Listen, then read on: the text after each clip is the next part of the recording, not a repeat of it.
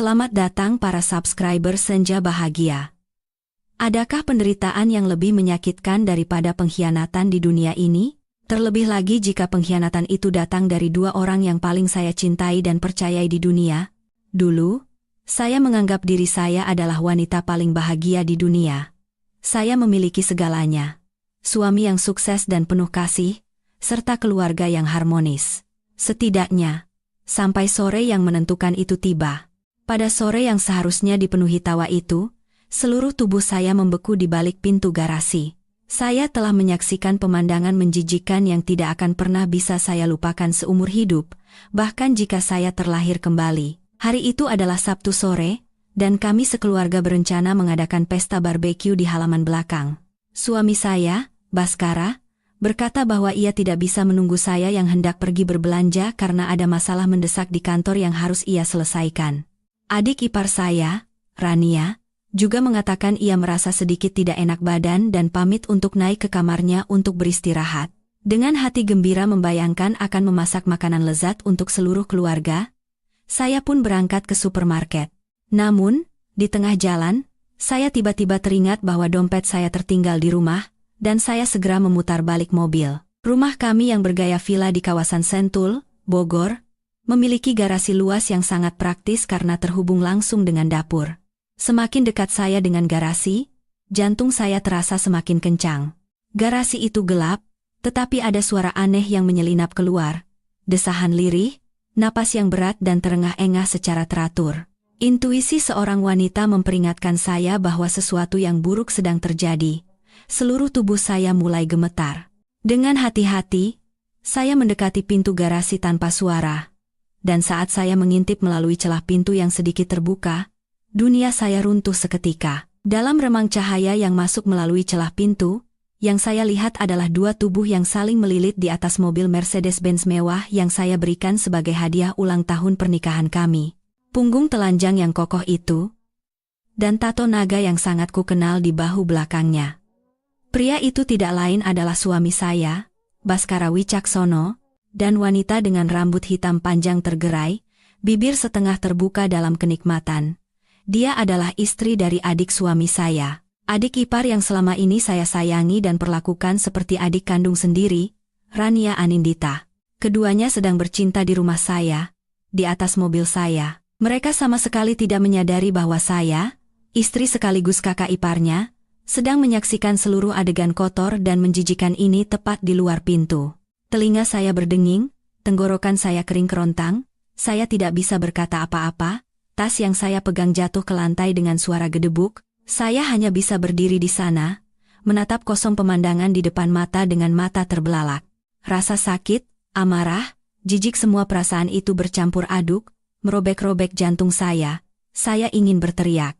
Saya ingin mendobrak pintu ini dan merobek topeng munafik kedua manusia tak tahu malu itu. Tapi saya tidak melakukannya. Berteriak, menjambak rambutnya dan berkelahi, itu cara yang terlalu biasa.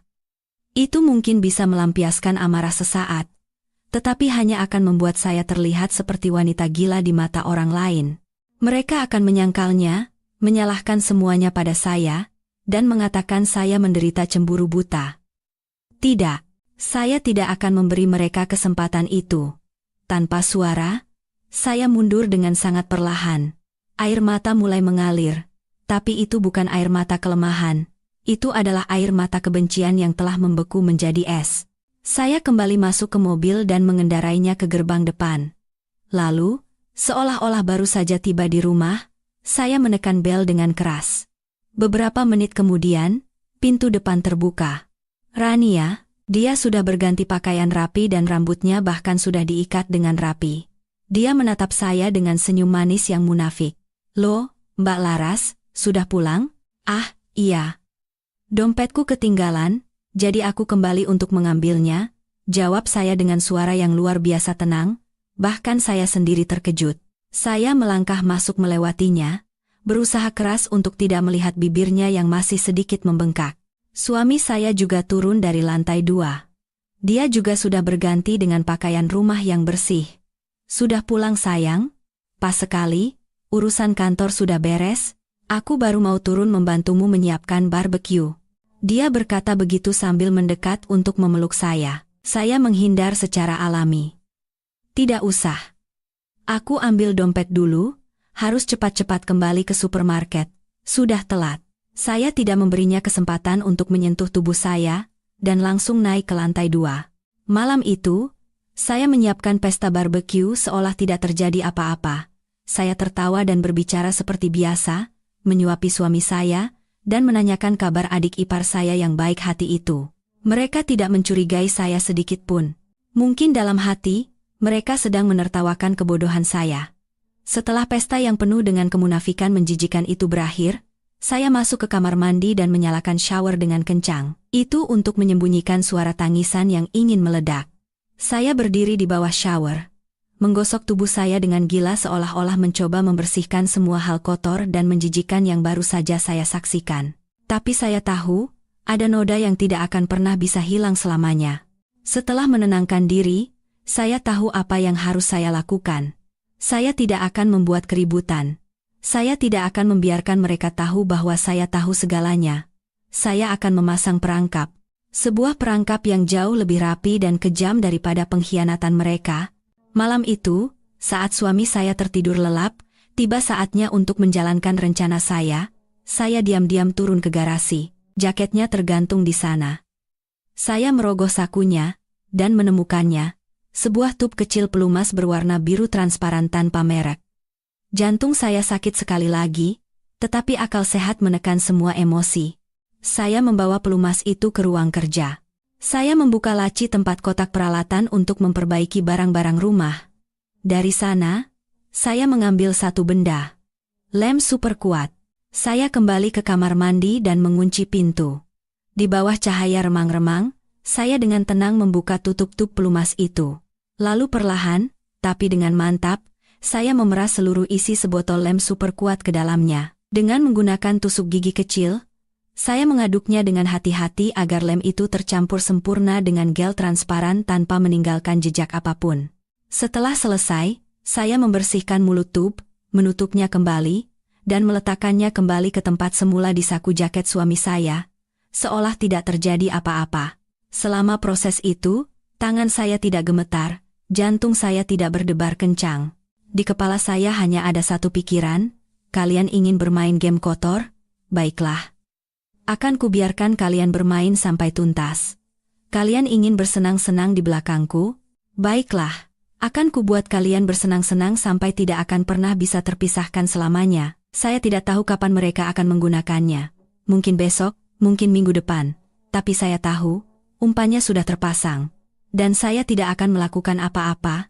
Saya akan tetap menjadi istri yang bijaksana, kakak ipar yang baik. Saya hanya akan menunggu dengan tenang. Menunggu hari di mana jeritan putus asa mereka bergema, dan hari di mana saya akan menikmati drama yang luar biasa itu. Apakah perangkap kejam saya akan berhasil? Dan bagaimana tragedi para pengkhianat ini akan terungkap ketika kebenaran tersingkap dengan cara yang paling memalukan? Jika Anda penasaran, silakan subscribe dan aktifkan notifikasi channel Senja Bahagia. Jangan lewatkan kelanjutan dari kisah yang mendebarkan ini. Malam yang menentukan itu, setelah menanam benih pembalasan dendam saya di dalam pelumas terkutuk itu, rasanya seperti ada pribadi lain yang terbangun di dalam diri saya. Larasati yang kemarin seorang istri yang bijaksana, agak naif, dan percaya sepenuhnya pada suaminya telah mati. Dia mati di balik pintu garasi, di tengah suara cabul dan pemandangan pengkhianatan yang telanjang. Orang yang bangun keesokan paginya adalah Larasati yang sama sekali berbeda. Masih dengan senyum lembut, tatapan hangat, tetapi di baliknya tersembunyi sikap dingin, perhitungan yang cermat, dan tekad sekeras baja yang bahkan mengejutkan diri saya sendiri. Saya siap menjadi aktris sekaligus sutradara dalam tragedi hidup saya sendiri. Dan drama saya dimulai tepat di meja sarapan pagi itu. Saya bangun lebih pagi dari biasanya dan menyiapkan sarapan mewah yang penuh dengan makanan favorit suami dan adik ipar tersayang saya. Ketika Rania turun, dia tampak sedikit terkejut dengan penampilan saya yang terlihat sangat ceria. Dia menatap saya dengan tatapan menyelidik. "Mbak Laras, ada kabar baik hari ini?" Kelihatannya senang sekali. Suaranya masih semanis madu. Saya tersenyum cerah. Senyum yang telah saya latih puluhan kali di depan cermin. "Bukan apa-apa, Dik. Mungkin karena akhir pekan, jadi rasanya senang saja mau istirahat. Saya mendekatinya dan menggandeng lengannya, sebuah tindakan akrab yang sudah lama tidak saya lakukan. Rania, belakangan ini kulihat kulitmu agak kering. Ya, mungkin karena terlalu sering kena AC. Nanti kita ke spa berdua, yuk? Aku baru dapat voucher perawatan kulit mewah, tapi agak bosan kalau pergi sendiri. Rania membeku sejenak. Mungkin dia sama sekali tidak menduga tawaran seperti ini. Dia menatap saya sekali, lalu melirik suami saya, Baskara, yang baru saja turun dari tangga, seolah menunggu instruksi. Tapi saya selangkah lebih cepat. Saya berkata kepada suami saya dengan suara manja, "Sayang, aku ajak Rania perawatan kulit sebentar. Boleh, kan? Wanita kan harus merawat diri." "Ya, kan? Kamu jaga rumah saja." "Ya."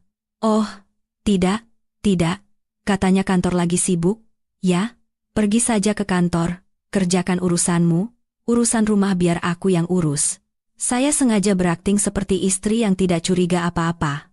Saya mengusir suami saya ke kantor dengan dalih memberinya waktu bebas tanpa pengawasan saya. Baskara tampak terkejut sejenak, tetapi kemudian mulai mengikuti alur drama saya. Dia tersenyum dengan senyum munafik, yang kini membuat saya muak melihatnya. "Kamu benar, sayang. Kalian berdua bersenang-senang saja. Nanti malam aku pulang cepat." Maka, saya pun membawa Rania ke spa. Sepanjang sore itu, saya memainkan peran sebagai kakak ipar yang sempurna. Saya mengobrol dengannya tentang segala hal, mulai dari fashion, kosmetik, hingga gosip-gosip ringan, dan bahkan membelikannya gaun baru yang mahal. Dia terus-menerus mengucapkan terima kasih saat menerima hadiah itu, tetapi saya bisa membaca kewaspadaan dan kebingungan yang masih tersisa di matanya. Mungkin dalam hati dia bertanya-tanya mengapa saya tiba-tiba menjadi begitu baik. Tetapi kebodohan orang yang diliputi rasa bersalah menghalanginya untuk berpikir lebih dalam. Dia mungkin hanya berpikir sederhana bahwa saya merasa bersalah karena sudah lama mengabaikannya. Selama beberapa hari berikutnya, saya terus melanjutkan akting saya. Saya bersikap lebih mesra dari sebelumnya kepada suami saya. Saya tidak lagi mengomelinya jika dia pulang terlambat. Saya bahkan selalu menyiapkan pakaiannya yang bersih dan wangi, termasuk jaket yang berisi hadiah spesial dari saya. Terhadap Rania, saya juga memperlakukannya seperti saudara kandung. Kami pergi berbelanja bersama, saya memasakkan makanan enak untuknya, dan bahkan dengan santai saya membocorkan jadwal kerja suami saya. Seperti, minggu ini Mas Baskara harus perjalanan dinas beberapa hari, atau akhir pekan ini, suamiku sendirian di rumah. Saya sedang menciptakan peluang, sebuah perangkap manis yang tidak mungkin bisa ditolak oleh kedua pendosa itu, sebuah ruang pribadi yang sempurna untuk mereka berdua. Saya mengenal mereka dengan baik, pria patriarkis yang suka pamer dan adik ipar yang ambisius dan genit. Jika mereka dibiarkan berdua saja di tempat tanpa pengawasan saya, mereka tidak akan pernah melewatkan kesempatan emas itu. Dan akhirnya, momen yang menentukan itu tiba. Akhir pekan di mana saya merencanakan drama terakhir saya. Saat sarapan pagi itu, saya tiba-tiba memasang wajah sedih. Saya berkata bahwa saya baru saja menerima telepon bahwa nenek saya di kampung sedang sakit keras. "Sayang, aku harus pulang ke kampung menjenguk nenek," kata saya kepada suami dengan suara penuh kekhawatiran. "Sepertinya aku harus tinggal beberapa hari untuk merawatnya. Selama aku di sana, jaga kesehatanmu baik-baik ya." Ibu mertua saya, yang mendengar itu, juga ikut khawatir dan menanyakan kabar. Ibu adalah orang yang baik, hanya saja kelemahannya adalah terlalu mempercayai putranya yang berharga itu. Ibu menyuruh saya untuk merawat nenek saya baik-baik dan tidak perlu khawatir dengan urusan rumah. Baskara berakting seolah-olah dia adalah suami yang paling pengertian. Dia memeluk dan menghibur saya. "Jangan khawatir, pergilah. Urusan di sini biar aku yang atasi semua." Pulanglah setelah nenek membaik. Saya melihat sekilas kilatan kebahagiaan yang tidak bisa disembunyikan di matanya. Dia pasti mengira ini adalah kesempatan dari surga. Adik ipar saya, Rania, juga berakting dengan sangat baik. Dia memegang tangan saya dengan mata berkaca-kaca. "Hati-hati ya, Mbak, jangan khawatir. Mas Baskara dan Ibu biar aku yang urus. Aku akan urus semuanya dengan baik." Saya mengangguk dan tersenyum paksa. "Iya, aku percaya padamu, Dik." Saya sengaja menekankan kata-kata itu. Para subscriber, Kesabaran seorang wanita yang terluka terkadang lebih menakutkan daripada amarah seekor singa. Saya tidak pergi ke kampung. Sebaliknya, saya menyewa sebuah kamar hotel dan menunggu drama yang luar biasa ini mencapai puncaknya. Saya berjanji pada diri sendiri, jangan terburu-buru, tetap tenang. Drama yang bagus membutuhkan waktu bagi para aktornya untuk mendalami peran dan mencapai klimaks. Selama itu, saya sama sekali tidak menelepon ke rumah untuk memberi kebebasan penuh pada kedua pendosa itu. Saya bisa membayangkan betapa bahagianya mereka di rumah. Pasti mereka makan siang dengan gembira. Dan setelah itu mencari alasan untuk bisa berduaan saja. Saya sengaja meninggalkan seikat kunci villa kami di puncak, tempat keluarga kami biasa bersantai di akhir pekan, di atas meja. Itu adalah tempat yang sangat pribadi dan terpencil. Surga yang sempurna untuk menikmati gairah terlarang. Dan saya yakin mereka tidak akan melewatkan petunjuk dari saya. Sekitar pukul 7 malam, ketika saya mulai merasa gelisah, telepon saya berdering, nomor adik ipar saya, Aditya. Jantung saya berdebar kencang. Drama ini sedang menuju klimaksnya, tapi saya tidak langsung mengangkatnya. Saya biarkan telepon berdering lama, lalu mematikannya. Beberapa detik kemudian, Aditya menelepon lagi. Tetap diam, saya tahu. Semakin saya tidak mengangkat telepon, semakin panik dia. Sekitar 5 menit kemudian, telepon berdering dari nomor lain. Ibu mertua saya. Kali ini, saya mengangkatnya. Halo Bu, ini aku. Saya membuat suara saya serak, seolah-olah baru bangun tidur setelah perjalanan panjang. Nak, gawat. Baskara dan Rania. Mereka celaka. Suara ibu hampir menangis. Dalam hati saya, ada rasa puas yang dingin, tetapi di luar saya berakting dengan sempurna. Apa? Mas Baskara dan Rania? Ada apa, Bu? Tenang dulu, Bu, coba ceritakan. Aditya baru saja menelepon ibu. Ibu tidak bisa melanjutkan kata-katanya. Katanya, Baskara dan Rania ada di villa kita di puncak. Ibu tidak tahu apa yang mereka lakukan di sana, tapi sekarang keadaan mereka berdua aneh. Aditya bilang, dari dalam kamar tidur terdengar suara jeritan dan minta tolong, tapi pintunya terkunci dari dalam. Dipanggil-panggil tidak ada jawaban. Dia takut sekali, makanya menelepon ibu. Nak, apa mungkin ada perampok masuk ke rumah? Atau terjadi sesuatu pada mereka? Ketakutan ibu itu nyata. Beliau benar-benar mengkhawatirkan putra sulung dan menantu bungsunya. Beliau sama sekali tidak tahu bahwa malapetaka yang mereka alami adalah hasil perbuatan mereka sendiri, yang apinya saya sulut. Ya Tuhan, Bu, bagaimana bisa begitu? Teriak saya ke telepon. Jeritan yang penuh dengan kepanikan dan keterkejutan. Ibu jangan khawatir, mungkin ada salah paham. Saya coba telepon Mas Baskara. Jangan nak, potong ibu dengan cepat. Ibu sudah menelepon mereka berdua puluhan kali, tidak ada yang mengangkat. Begini saja. Kamu sekarang langsung ke villa. Ibu dan Aditya juga sedang dalam perjalanan ke sana. Kita bertemu di sana. Kita harus lihat keadaan mereka dan panggil ambulans. Cepat kemari. Nak, ibu menutup telepon tanpa memberi saya kesempatan untuk menolak. Rencana saya berhasil dengan sempurna. Sekarang bukan hanya adik ipar, tetapi ibu mertua pun akan menjadi saksi dari drama memalukan yang akan segera terungkap. Saya tidak terburu-buru. Saya duduk dengan tenang dan menghabiskan teh yang sedang saya minum. Saya harus memberi mereka cukup waktu untuk tiba lebih dulu dan membiarkan rasa takut dan cemas mereka mencapai puncaknya. Sekitar 30 menit kemudian, saya dengan santai memanggil taksi. Malam ini, 2 ekor burung phoenix itu tidak akan bangkit dari abu, melainkan akan membakar diri mereka sendiri dalam api nafsu dan dosa. Saya duduk di dalam taksi, memandangi lampu-lampu jalan yang berlalu di luar jendela. Hati saya anehnya terasa tenang. Saya tidak tahu pemandangan apa yang menanti saya, tetapi satu hal yang pasti, itu akan menjadi pemandangan yang tidak akan pernah mereka lupakan seumur hidup. Ketika taksi memasuki jalan menuju villa, dari kejauhan saya bisa melihat sorot lampu mobil lain dan bayangan 2 orang yang berjalan mondar-mandir dengan cemas.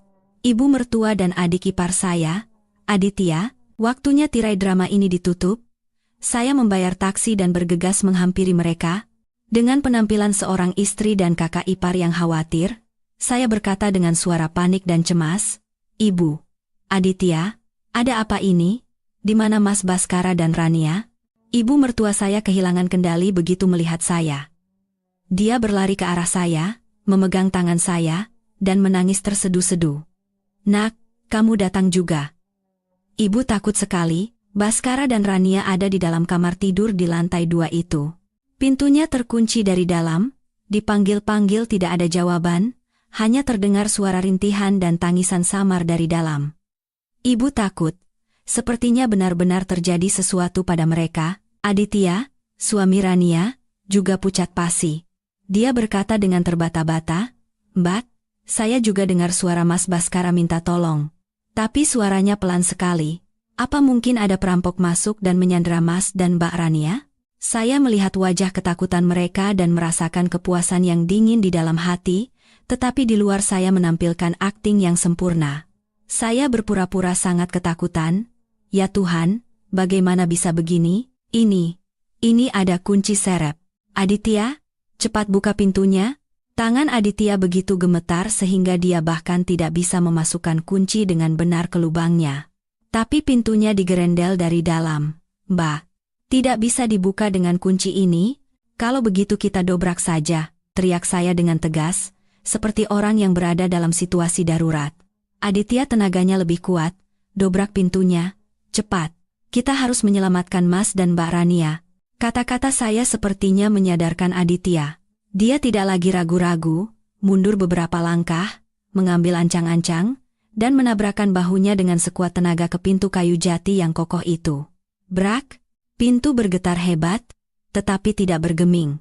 Brak, brak, dia menabrakkan dirinya beberapa kali lagi. Ibu mertua berdiri di samping, mengatupkan kedua tangannya dan terus bergumam, "Ya Tuhan, ya Allah, tolong selamatkan anak-anakku." Akhirnya, pada percobaan kelima, gerendel logam itu patah dan terlepas. Pintu kayu yang berat itu terbuka lebar. Dan kami bertiga ibu mertua, Aditya, dan saya membeku di tempat melihat pemandangan yang terhampar di depan mata kami, pemandangan yang tidak mungkin bisa lebih mengerikan, aneh, dan memalukan dari ini. Di dalam kamar tidur yang mewah, di atas tempat tidur besar tempat kami suami istri biasa berbaring setiap akhir pekan, tidak ada perampok, hanya ada suami saya, Baskara, dan adik ipar saya, Rania, tapi mereka tidak sedang disandera. Mereka dalam keadaan telanjang bulat. Keduanya tanpa sehelai benang pun di tubuh, saling menempel dalam posisi cabul yang tidak bisa diungkapkan dengan kata-kata. Tapi yang paling mengerikan bukanlah ketelanjangan mereka, melainkan kondisi mereka. Keduanya menempel begitu erat seolah menjadi satu tubuh, sama sekali tidak bisa dipisahkan. Wajah mereka berkerut kesakitan, keringat mengucur deras. Baskara berusaha sekuat tenaga untuk melepaskan diri, tetapi semua usahanya sia-sia. Dia hanya bisa merintih dengan suara lemah, "Tolong, tolong, sakit sekali." Kondisi Rania lebih menyedihkan. Dia menangis tanpa suara, seluruh tubuhnya kejang-kejang, wajahnya yang biasanya cantik kini hancur total oleh rasa sakit dan ketakutan yang luar biasa. "Mas, sakit sekali. Tolong, tolong lepaskan aku." Itulah efek dari lem super kuat yang telah saya siapkan. Ketika dicampur dengan pelumas, lem itu tidak langsung mengeras. Ia mempertahankan sifat licinnya untuk waktu yang singkat. Tetapi ketika gesekan dan suhu tubuh ditambahkan, reaksi kimia terjadi, mengubahnya menjadi zat perekat yang sangat kuat. Menjadi rantai tak terlihat yang mengikat kedua pendosa itu bersama-sama tepat di saat mereka melakukan dosa. Ibu mertua saya tidak sanggup lagi berdiri melihat pemandangan itu. Beliau menjerit dan jatuh pingsan ke lantai. Adik ipar saya, Aditya, membeku di tempat seperti batu. Dia sedang melihat istrinya yang begitu ia cintai menempel telanjang dengan kakak kandungnya sendiri. Wajahnya pucat, lalu memerah, lalu membiru. Dia tidak berteriak, tidak mengumpat. Dia hanya menatap kosong pemandangan di depannya dengan mata terbelalak, tanpa jiwa. Guncangan ini terlalu besar, telah menghancurkan total kewarasan seorang pria yang lembut dan penurut. Saya mundur selangkah dan bersandar di dinding. Saya mengangkat tangan untuk menutupi mulut, dan bahu saya berguncang. Orang lain mungkin mengira saya menangis karena syok. Tapi tidak, para subscriber, saya sedang tertawa. Tawa tanpa suara, senyum kepuasan yang keji yang meledak di balik telapak tangan saya. Adegan yang luar biasa. Drama ini sungguh jauh lebih hebat dari yang pernah saya bayangkan. Para subscriber, untuk memahami mengapa saya memilih cara yang begitu kejam tanpa ragu-ragu, kita harus kembali ke masa lalu. Ke awal mula di mana semua pengkhianatan ini dimulai. Tragedi hari ini tidak dibangun di atas batu bata, melainkan di atas pengorbanan bodoh saya dan keserakahan tak berujung dari pria yang pernah saya cintai setengah mati. 5 tahun yang lalu, saya bukanlah seorang ibu rumah tangga yang hanya berkutat di dapur seperti sekarang. Saya adalah seorang insinyur kimia yang lulus dengan predikat terbaik dan bekerja di sebuah perusahaan farmasi multinasional besar. Saya memiliki masa depan yang cerah, karir yang menjanjikan, dan juga harta yang tidak sedikit. Orang tua saya meninggal dunia lebih awal dalam sebuah kecelakaan tak terduga, dan mereka mewariskan seluruh tabungan hidup mereka kepada saya. Sebuah ruko di kawasan Kuningan, Jakarta Selatan, dan tabungan senilai miliaran rupiah. Saya memiliki segalanya, kecuali satu hal, cinta sejati. Lalu saya bertemu Baskara. Saat itu, dia adalah seorang insinyur sipil miskin yang bekerja di sebuah perusahaan kecil. Dia punya bakat dan ambisi, tetapi tidak punya modal maupun kesempatan. Saya tertarik pada tekad dan kerja kerasnya. Dia berbeda dari pria-pria lain di sekitar saya yang hanya mendekati saya karena harta saya. Dia mendekati saya dengan perhatian yang tulus dan sederhana. Alih-alih bunga mawar, dia memberi saya pot sukulen kecil yang ia tanam sendiri. Alih-alih restoran mewah, kami makan bakso bersama di warung kaki lima. Di sisinya, saya menemukan ketenangan dan perasaan benar-benar dicintai. Saya mencintainya dengan membabi buta, tanpa perhitungan, dan saya memutuskan untuk mewujudkan mimpinya. Ketika dia berkata bahwa dia ingin mendirikan perusahaan konstruksinya sendiri tetapi terhalang oleh modal yang menjadi tembok terbesar, saya tidak ragu sedikit pun. Saya membuat keputusan yang kelak saya sadari sebagai kesalahan terbesar dalam hidup saya. Saya menjual ruko peninggalan orang tua saya di Kuningan. Uang itu, ditambah dengan seluruh tabungan saya, mencapai jumlah miliaran rupiah, saya berikan kepadanya. Tapi itu bukan hadiah. Saya cukup pintar untuk tahu bahwa uang dan cinta harus dipisahkan dengan jelas. Kami mendirikan perseroan terbatas bersama bernama WM Konstruksi. Secara hukum, saya adalah pemegang saham mayoritas dengan 70% saham. Dia, sebagai imbalan atas tenaga dan keahliannya, memegang 30% saham dan menjabat sebagai direktur utama. Tetapi dia membujuk saya dengan kata-kata manis. "Laras, kamu kan perempuan, kenapa mau pusing-pusing urus bisnis begini? Kalau seorang pria menjalankan perusahaan atas nama istrinya, orang lain akan menertawakanku, menganggapku tidak becus dan hanya menumpang pada keluarga istri. Apa kamu mau suamimu diperlakukan seperti itu? Biarkan saja aku yang jadi direktur, dan kamu jadi pendukung setiaku di belakang. Jadilah istri yang bijaksana yang mengurus rumah tangga.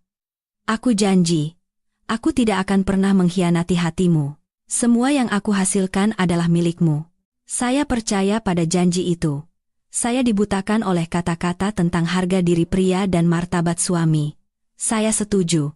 Saya menandatangani surat-surat itu dan setuju untuk hanya menjadi pemegang saham pasif. Saya melepaskan karir saya yang menjanjikan dan menjadi seorang ibu rumah tangga yang mengabdikan diri sepenuhnya untuk dia dan keluarga kami. Saya menyerahkan segalanya padanya.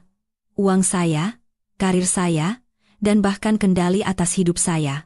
Dengan keyakinan naif bahwa pengorbanan saya akan dibalas dengan cinta abadi, WM Konstruksi, di bawah manajemen Baskara dan dukungan finansial saya yang kuat, tumbuh pesat.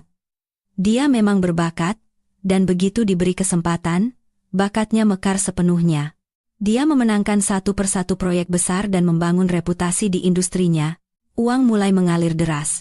Kami membeli rumah villa yang besar, membeli mobil impor mewah. Kehidupan kami memasuki babak yang sama sekali baru. Tapi saat itulah, Baskara juga mulai berubah. Dia bukan lagi insinyur miskin dan sederhana yang dulu, dia telah menjadi seorang direktur sukses yang dipuja dan dikagumi banyak orang. Dia mulai percaya bahwa semua kesuksesan ini adalah hasil jerih payahnya sendiri. Dia perlahan-lahan melupakan istri yang telah mengorbankan segalanya, yang telah meletakkan batu pertama kerajaannya, dia mulai menganggap keberadaan saya sebagai hal yang biasa, dan pengorbanan saya sebagai takdir yang memang seharusnya ia dapatkan. Pengkhianatan hari ini dibangun di atas batu bata pengorbanan bodoh dan arogansi yang terabaikan itu. Para subscriber, jika kesombongan dan sifat tidak tahu berterima kasih suami saya adalah tanah yang subur untuk pengkhianatan, maka adik ipar saya, Rania, adalah benih beracun yang ditanam di tanah itu, dan benih itu tumbuh menjadi sulur iblis yang melilit dan perlahan-lahan mencekik pernikahan saya sampai mati. Dia tidak datang sebagai musuh pada awalnya, dia datang dengan topeng yang paling sempurna. Topeng seorang adik ipar yang polos, manis, dan selalu berkata dia mengagumi kakak iparnya. Rania menikah dengan adik suami saya, Aditya, 2 tahun setelah pernikahan saya. Aditya adalah seorang karyawan kantor biasa, yang baik hati dan agak penurut. Sebaliknya, Rania berpenampilan cantik, pandai bicara, dan manja. Latar belakang keluarganya juga tidak berada. Sejak awal, saya benar-benar merasa kasihan padanya. Saya melihat diri saya sendiri dalam sosoknya yang muda dan canggung saat pertama kali memasuki keluarga baru.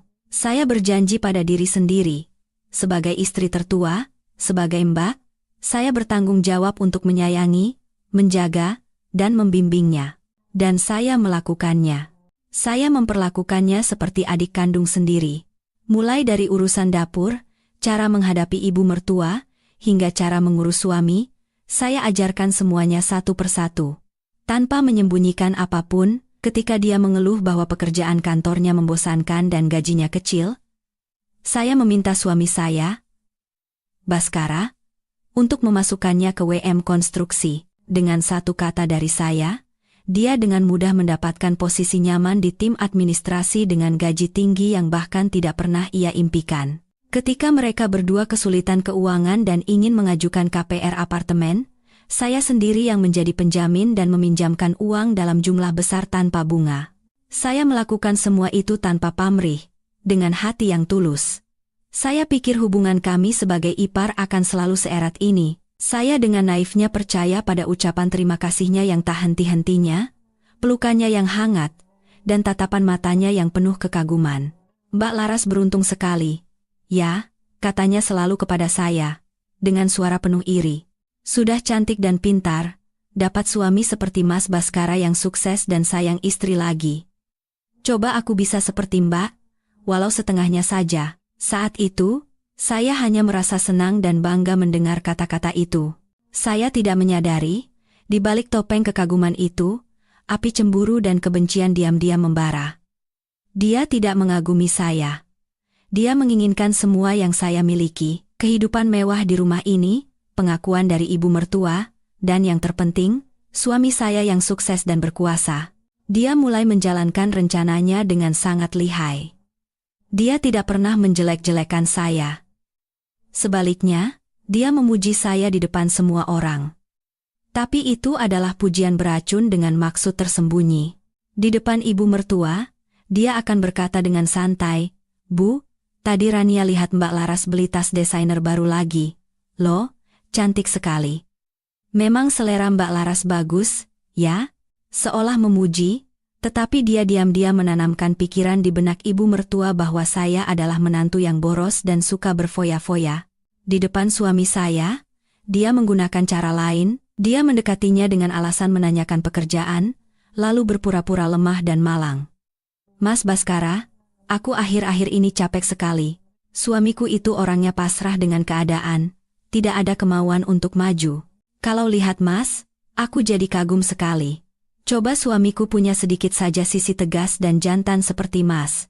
Dia merendahkan suaminya sendiri untuk meninggikan suami saya. Tepat sasaran pada kesombongan dan sisi patriarkis yang mulai tumbuh dalam diri Baskara. Dan dia mulai merayu secara diam-diam. Saat saya tidak di rumah, dia sengaja mengenakan daster tipis dan mondar-mandir di depan Baskara, menyentuh tangannya saat memberikan segelas air. Mengirim pesan singkat di tengah malam menanyakan kabar dengan emoji yang ambigu, dan suami saya, Baskara, dia yang berada di puncak kejayaan dan mulai merasa bosan dengan istrinya yang hanya seorang ibu rumah tangga, bagaimana mungkin bisa menolak godaan yang segar, manis, dan penuh kekaguman itu? Dia masuk ke dalam perangkapnya. Mereka memulai hubungan terlarang di belakang saya, dan di belakang adik kandung Baskara sendiri. Mereka membodohi saya. Berakting dengan sangat sempurna sebagai kakak ipar dan adik ipar yang akrab, mereka diam-diam bertemu di luar dengan alasan urusan pekerjaan bersama. Bahkan, seperti sore yang menentukan yang saya saksikan sendiri, mereka dengan kurang ajarnya berselingkuh di dalam rumah saya, di atas mobil saya. Ular berbisa yang saya rawat dengan penuh kasih sayang itu tidak lagi hanya cemburu diam-diam. Ia mulai menunjukkan taringnya yang mematikan dan menggigit jantung saya. Tapi dia tidak tahu. Seorang wanita yang terpojok tidak hanya menangis, tetapi mencari cara untuk mematahkan semua taring ular berbisa itu. Para subscriber, mari kita kembali ke adegan mengerikan di kamar tidur villa itu. Ibu mertua pingsan, Aditya membeku seperti batu, dan kedua pendosa itu, suami dan adik ipar saya, masih menempel di atas tempat tidur, merintih kesakitan. Keheningan yang mencekam di dalam ruangan itu hanya dipecah oleh rintihan samar mereka dan napas berat Aditya. Setelah beberapa saat merasakan kepuasan yang luar biasa, saya dengan cepat memulihkan ketenangan. Saya tahu drama saya tidak boleh berakhir di sini. Saya harus menjadi sutradara drama ini sampai adegan terakhir. Satu-satunya orang yang masih waras adalah saya. Saya mendekat. Bukan untuk menolong kedua manusia tak tahu malu itu, tetapi untuk membangunkan ibu mertua saya. Bu, sadar. Bu. Setelah beberapa kali guncangan keras, ibu perlahan membuka matanya. Tatapannya masih kosong. Begitu melihat kembali pemandangan di atas tempat tidur, ibu kembali menangis. Ya Tuhan, karma apa ini? Kenapa keluarga kita jadi begini? Saya tidak menghiburnya. Saya hanya berkata dengan dingin. Suara saya saat itu penuh dengan wibawa. Bu, sekarang bukan waktunya menangis. Yang harus kita lakukan sekarang adalah memanggil ambulans. Apa ibu mau semua orang di kompleks ini tahu masalah ini? Kata-kata saya seperti air dingin. Ibu mertua seolah tersadar. Benar, jika masalah ini menjadi ramai, bukan hanya mereka berdua, tetapi seluruh keluarga tidak akan bisa menunjukkan muka. Ibu buru-buru menyeka air matanya dan mengeluarkan ponsel dengan tangan gemetar, tetapi saking gemetarnya, dia bahkan tidak bisa menekan nomor. Biar saya saja. Saya merebut ponsel dari tangan ibu, dan dengan tenang, saya menekan 119. Ya, 119 di sini. Halo, kata saya. Saya sengaja membuat suara saya panik dan cemas, seperti orang yang berada dalam situasi darurat. Ada anggota keluarga saya yang kecelakaan. 2 orang. Badan mereka menempel satu sama lain dan tidak bisa lepas. Kelihatannya kondisinya sangat kritis. Alamatnya di Villa Pinus Asri nomor 12. Tolong segera datang. Saya sengaja berbicara dengan keras dan jelas, dan tidak lupa menekankan 2 kata, badan menempel. Saya tahu bahwa panggilan ke-119 selalu direkam. Kata-kata saya akan menjadi bukti pertama dan pernyataan paling objektif atas kecelakaan aneh ini. Setelah mematikan telepon, saya berbalik menghadap Aditya yang masih berdiri kaku seperti orang linglung. Saya mendekat dan menepuk bahunya. Aditya, sadarlah, kamu laki-laki, kamu harus kuat. Dia menatap saya dengan mata kosong. Mbah, kenapa? Kenapa Rania? Kenapa Mas Baskara? Aku tidak tahu. Saya menggelengkan kepala dan berkata dengan suara penuh simpati. Tapi sekarang bukan waktunya bertanya kenapa. Yang penting kita bawa mereka ke rumah sakit dulu. Sekitar 15 menit kemudian, sirene ambulans meraung-raung di luar. 2 petugas medis pria dan seorang perawat wanita bergegas masuk mendorong Tandu. Ketika mereka masuk ke kamar tidur dan melihat pemandangan di depan mereka, ketiga orang itu terperangah sejenak. Mungkin sepanjang karir mereka, ini adalah kecelakaan paling aneh yang pernah mereka tangani. Setelah terkejut sejenak, mereka dengan cepat kembali bersikap profesional. Sudah berapa lama seperti ini? Tanya petugas medis yang lebih tua. Suami saya, Baskara, hanya bisa merintih menjawab, sekitar 1 jam. Aduh, sakit sekali, Pak, tolong kami.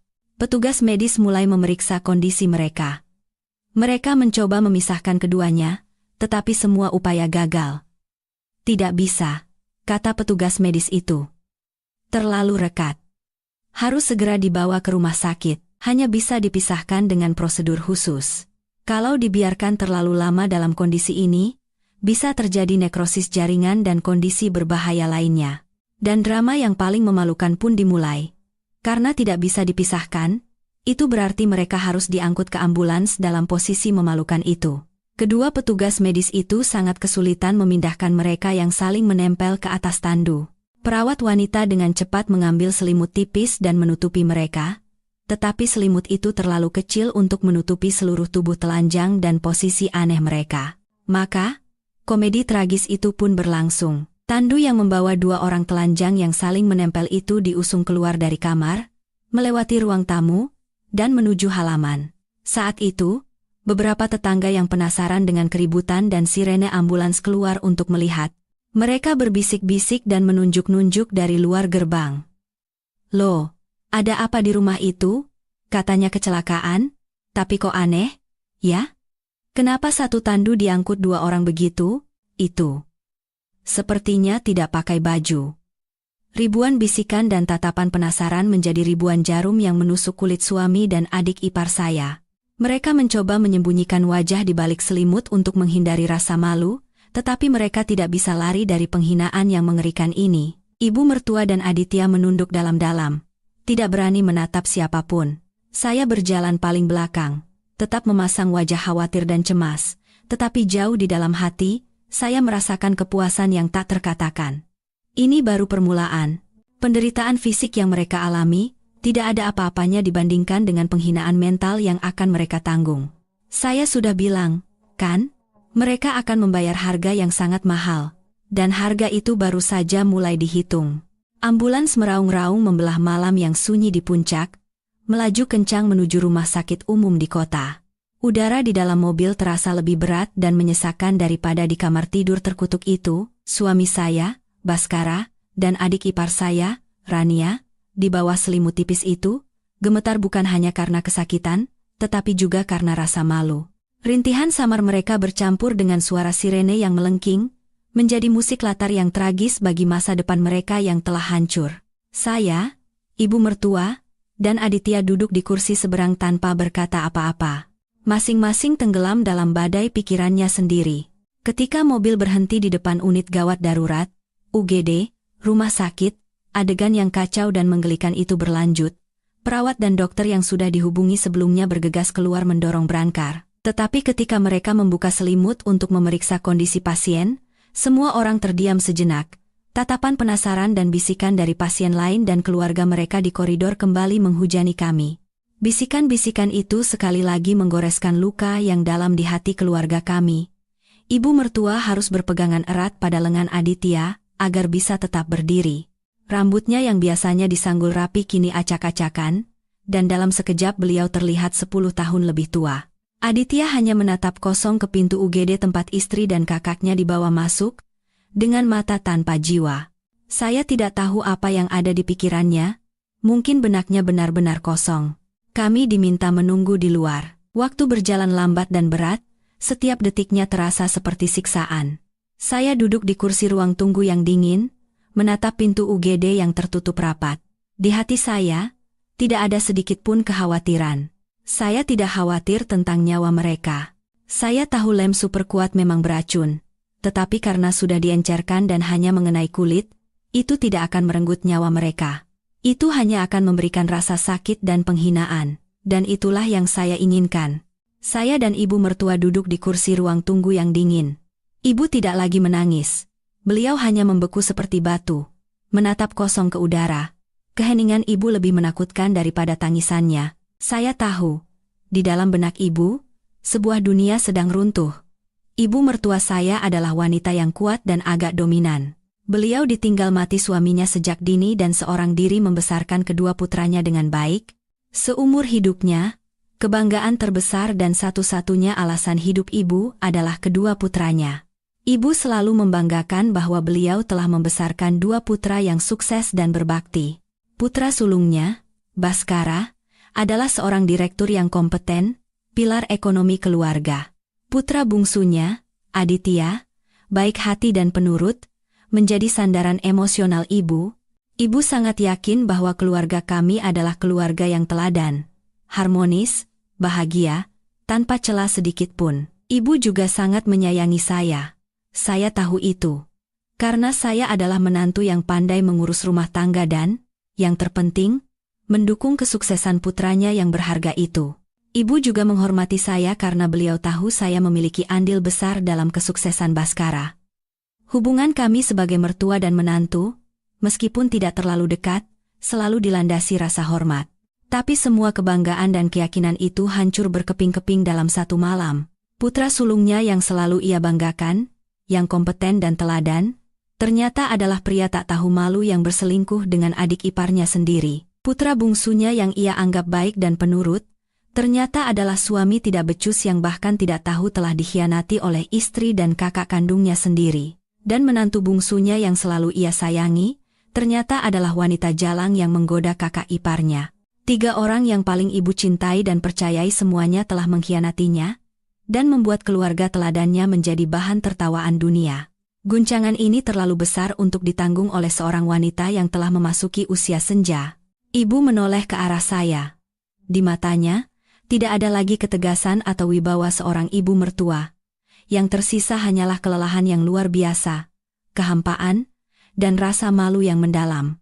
Nak, ibu membuka mulutnya dengan suara lirih dan lemah. Kamu? Apa kamu sudah tahu hal ini sejak lama? Saya diam.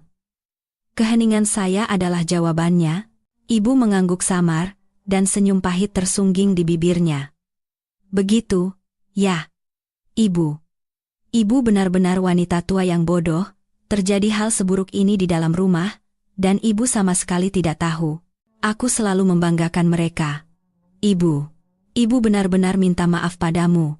Betapa beratnya kamu menanggung ini sendirian selama ini. Ibu mengangkat tangannya yang keriput dan gemetar, lalu memegang tangan saya. Maafkan ibu. Nak, ibu bukan ibu mertua yang baik. Ibu terlalu buta, tertipu oleh kata-kata manis dan penampilan munafik mereka. Pada akhirnya, kebodohan ibulah yang membantu mereka menyakitimu. Sungguh ibu minta maaf. Ibu mulai terisak. Tangisan penuh penyesalan dari seorang ibu yang hancur lebur. Ini pertama kalinya saya melihat ibu begitu rapuh. Saya menatap ibu dengan perasaan yang kompleks. Saya tidak lagi membencinya. Saya hanya merasa kasihan. Ibu juga korban. Korban yang tertipu oleh kebohongan anak-anak yang begitu ia cintai. Saya diam-diam menggenggam tangan ibu dengan erat. Bu, jangan berkata begitu. Semua sudah terjadi, sekarang menyalahkan siapapun tidak ada gunanya. Yang penting sekarang ibu harus jaga kesehatan. Kalau ibu sampai sakit, siapa yang akan menjaga rumah ini? Kata-kata saya sepertinya memberikan sedikit kekuatan bagi ibu. Beliau berhenti menangis dan mengangguk. Benar, ibu tidak boleh tumbang. Ibu harus tegar dan menghadapi anak-anak kurang ajar itu. Anak-anak ibu, biar ibu yang ajari lagi. Ibu menatap saya. Tatapannya menjadi jauh lebih tegas. Nak, katakan sejujurnya. Kecelakaan ini? Apa ini rencanamu? Pertanyaan ibu lembut, tetapi tajam seperti pisau yang menusuk ke dalam rahasia saya. Saya terdiam sejenak, tetapi saya memutuskan untuk tidak berbohong. Saya menatap lurus ke mata ibu dan mengangguk pelan. Saya pikir ibu akan marah dan memaki saya sebagai menantu yang jahat, tapi tidak. Ibu hanya menghela napas panjang. Ya, ibu mengerti, kamu benar. Binatang-binatang yang tidak tahu malu itu memang harus diberi pelajaran dengan cara yang tidak biasa. Apa yang seharusnya ibu lakukan? Kamu sudah melakukannya untuk ibu. Terima kasih, Nak. Kata-kata ibu mertua saya itu seolah mengangkat semua beban berat di hati saya. Sejak saat itu, saya tahu saya tidak lagi berjuang sendirian. Saya telah mendapatkan sekutu terkuat di dalam keluarga ini, dan drama balas dendam saya kini baru akan memasuki babak baru yang lebih sengit dan tanpa ampun. Para subscriber, pengakuan dan ucapan terima kasih dari ibu mertua saya malam itu menjadi titik balik yang tak terduga. Itu bukan sekadar pemahaman antara dua wanita yang merasakan sakit yang sama, melainkan awal dari sebuah aliansi yang kuat dan mengejutkan. Saya tahu, untuk mengakhiri tragedi ini dan membuat para pengkhianat membayar harga yang setimpal, lem super kuat saja tidak cukup. Saya harus melancarkan pukulan pamungkas. Sebuah serangan fatal yang tidak hanya menghancurkan cinta terlarang mereka, tetapi juga fondasi material dan kesombongan yang memupuk dosa itu. Operasi pemisahan Baskara dan Rania berlangsung hampir 3 jam. Selama waktu yang panjang itu, saya, ibu mertua, dan Aditya duduk diam di koridor rumah sakit. Tidak ada yang berbicara, masing-masing tenggelam dalam pikirannya sendiri. Aditya duduk dengan kepala tertunduk. Bahunya yang lebar terus berguncang, dan sesekali ia memukul dinding dengan keras. Sebuah ekspresi ketidakberdayaan yang luar biasa. Ibu mertua, setelah pulih dari syok awalnya, kembali tenang dengan cara yang menakutkan. Beliau duduk tegak dengan mata terpejam, tetapi saya tahu di dalam benaknya sedang berkecamuk badai amarah dan perhitungan. Lampu ruang operasi padam, dan seorang dokter dengan wajah lelah keluar. Dia memberitahu kami bahwa operasi berhasil. Keduanya telah dipisahkan, tetapi harganya tidak murah. Setelah dipindahkan ke ruang pemulihan, Baskara dan Rania sama-sama masih tertidur lelap karena pengaruh bius.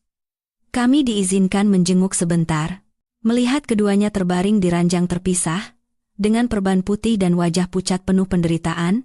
Siapapun mungkin akan merasa iba, tapi tidak dengan saya. Saya pikir itu adalah hukuman yang setimpal. Malam itu, ibu mertua berkata pada saya, "Nak, kamu pulang saja dan istirahat, biar ibu dan Aditya yang berjaga di sini. Kamu juga pasti lelah seharian ini." Saya tahu ibu bukan hanya menyuruh saya istirahat. Beliau ingin memberikan waktu bagi saya, dan juga bagi dirinya sendiri, untuk berpikir. Saya mengangguk tanpa kata dan diam-diam meninggalkan rumah sakit. Tapi saya tidak pulang ke rumah. Saya mengemudikan mobil ke tempat lain, ke sebuah apartemen kecil yang sudah lama saya sewa secara diam-diam. Di sanalah semua rahasia dan senjata yang telah saya siapkan dengan tenang untuk hari ini tersimpan. Keesokan paginya, saya kembali ke rumah sakit, bukan lagi sebagai Larasati yang lelah dan cemas. Saya merias wajah dengan ringan, mengenakan setelan kerja yang elegan, menampilkan citra yang tenang dan berwibawa. Ketika saya masuk ke ruang rawat, Baskara dan Rania sudah siuman, dan ibu mertua serta Aditya juga ada di sana. Udara di dalam ruangan terasa seberat timah. Melihat saya masuk, Baskara dan Rania sama-sama terkejut. Mereka menatap saya dengan pandangan yang bercampur antara rasa bersalah, malu, dan ketakutan yang tidak bisa disembunyikan. Mereka tidak tahu sejauh mana saya tahu, dan apa yang akan saya lakukan selanjutnya. Saya tidak menatap mereka. Saya langsung menuju sisi ranjang ibu mertua dan meletakkan sebuah tas kerja di atas meja. "Bu, sepertinya sudah saatnya ibu mengetahui beberapa kebenaran," saya berkata dengan suara tenang. Ibu mertua menatap saya, lalu ke tas kerja, dengan ekspresi tidak mengerti. Saya membuka tas itu dan mengeluarkan setumpuk dokumen. "Ibu ingat?" saya memulai.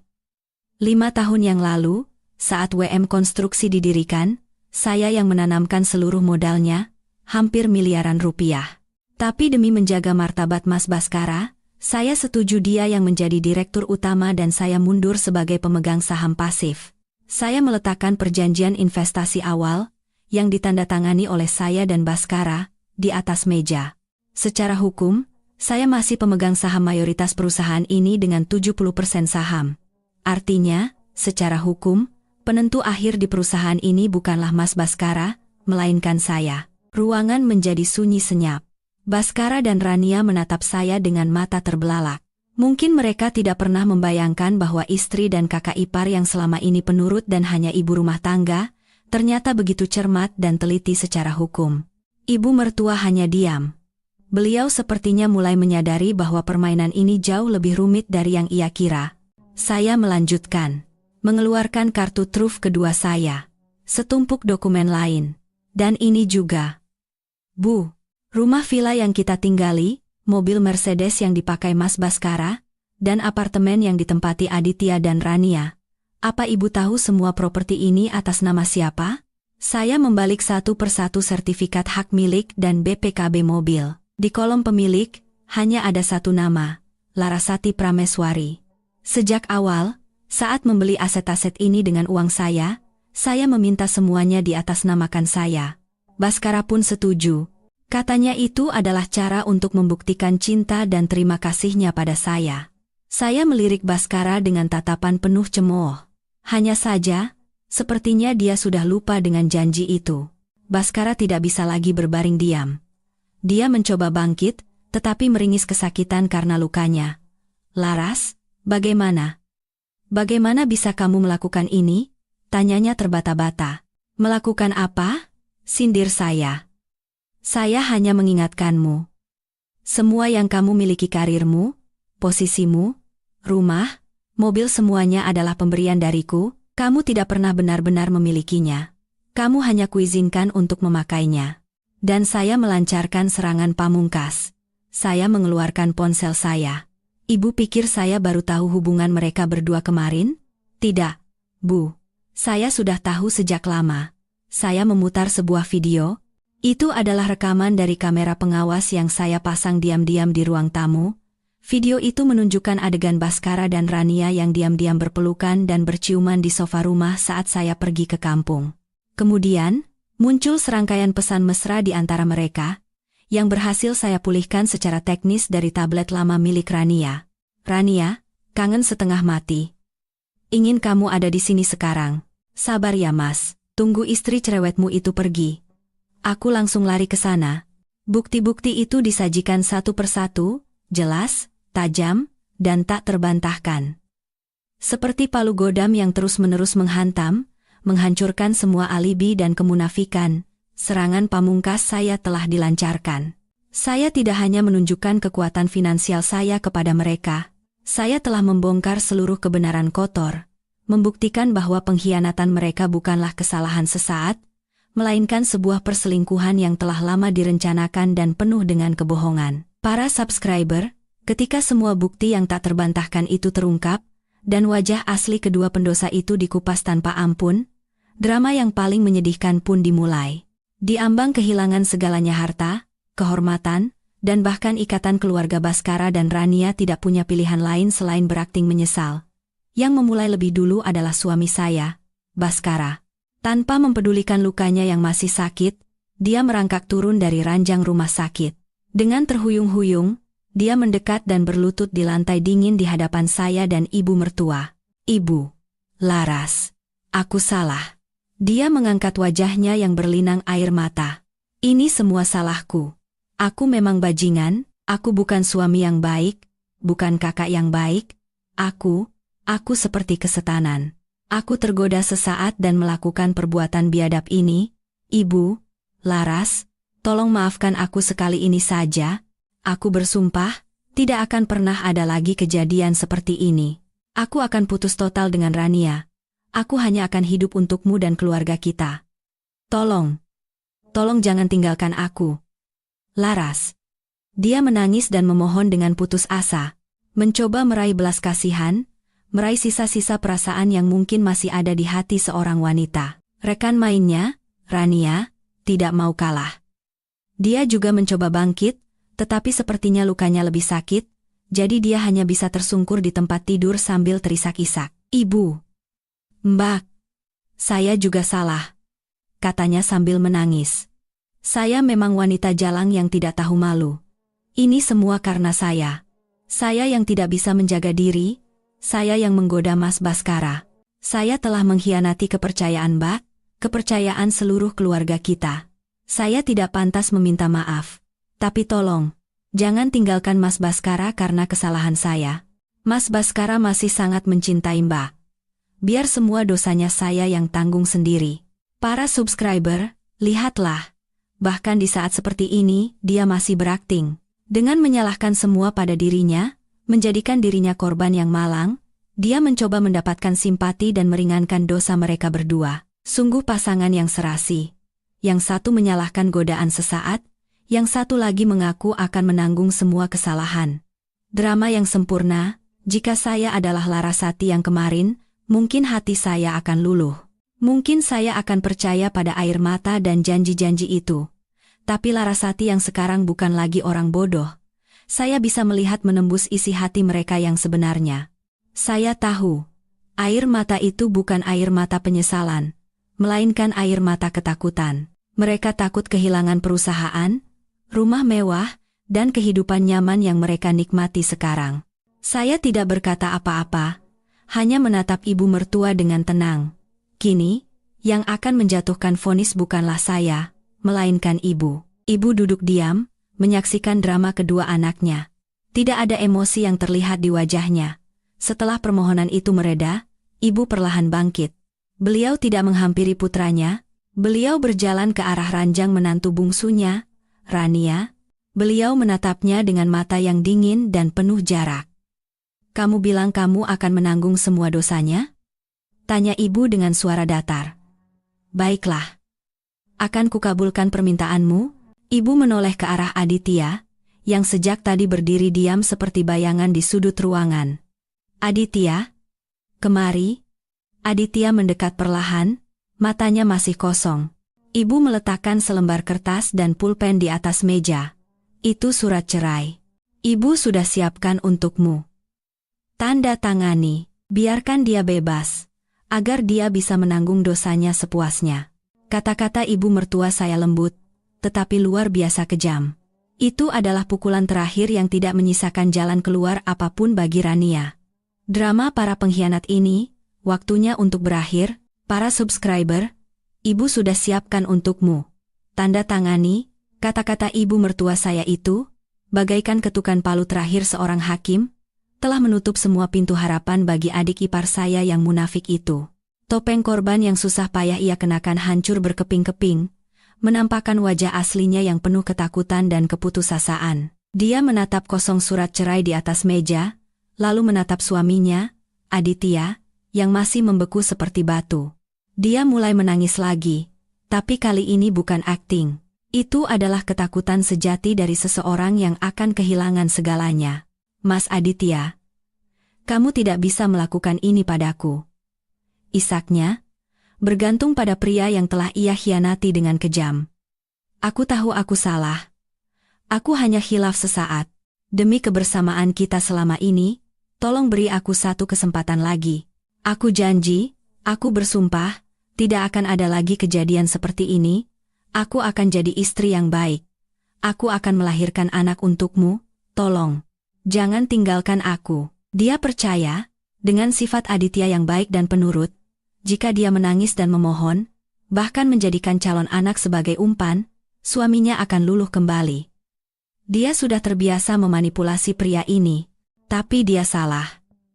Cacing pun akan menggeliat jika diinjak. Guncangan dikhianati oleh kakak kandung dan istri sekaligus adalah pukulan fatal yang telah menghancurkan total kelembutan di dalam diri Aditya. Itu telah membunuh cinta dan pengampunan, hanya menyisakan rasa jijik dan sakit yang luar biasa. Aditya tidak berkata sepatah kata pun. Dia berjalan mendekat, tatapannya tidak lagi kosong, melainkan hampa dengan cara yang menakutkan. Dia tidak melihat wajah Rania yang berlinang air mata. Dia hanya menatap surat cerai itu, seolah-olah itu adalah satu-satunya benda yang ada di ruangan ini.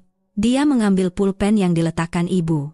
Tangannya gemetar, bukan karena ragu, melainkan karena amarah. Rania semakin ketakutan. Dia mencoba turun dari tempat tidur, mungkin untuk memeluk kaki suaminya. "Mas, jangan, kumohon." Tapi Aditya tidak memberinya kesempatan. Dia membungkuk dan dengan tegas menandatangani namanya di surat cerai itu. Tanda tangan yang berantakan dan gemetar, tetapi tergores dalam di atas kertas, seolah pisau yang membelah hubungan pernikahan mereka, masa lalu dan masa depan mereka, menjadi dua. Akhirnya Aditya membuka mulut. Suaranya serak dan pecah. "Sudah tidak punya masa depan." "Tidak," jerit Rania putus asa. Dramanya gagal total. Dia telah kehilangan segalanya. Dia telah menghancurkan pernikahannya dan kehidupannya yang tenang dengan tangannya sendiri. Tapi para subscriber, itu baru separuh dari vonis. Itu adalah hukuman bagi pihak ketiga, pembalasan kedua. Dan yang paling menentukan, adalah untuk suami pengkhianat saya. Ketika semua mata tertuju pada tragedi pernikahan Aditya, saya perlahan membuka mulut. Saya tidak melihat ibu mertua atau Aditya. Saya menatap lurus ke arah Baskara yang masih berlutut di lantai dingin seperti orang linglung. "Baskara, bangunlah." Suara saya tidak lagi dingin, melainkan tenang dengan cara yang menakutkan. "Tidak perlu lagi berlutut. Sebaiknya kamu sudahi saja dramamu di sini." Dia menatap saya dengan mata yang masih berkaca-kaca. Ada seberkas harapan samar yang melintas. Dia pikir, karena amarah saya sudah terlampiaskan dan Rania sudah dihukum, mungkin saya akan melunak. Mungkin demi ikatan pernikahan dan martabat keluarga, saya akan memaafkannya. Laras? Kamu memaafkanku? Tanyanya terbata-bata. Kita bisa mulai lagi, kan? Aku janji. Aku tidak akan pernah. Saya memotong kata-katanya dengan senyum yang lebih dingin dari es. Mulai lagi, Baskara? Apa kamu pikir cermin yang sudah pecah bisa disatukan kembali? Apa kamu pikir pengkhianatan menjijikan ini bisa dihapus dengan beberapa tetes air mata buaya dan janji-janji murahan? Saya mengeluarkan setumpuk dokumen lain dari tas kerja saya dan meletakkannya tepat di hadapannya. Ruangan kembali hening. Ini surat cerai yang sudah kutandatangani, saya berkata dengan tegas. Dan ini, saya membalik halaman-halaman berikutnya.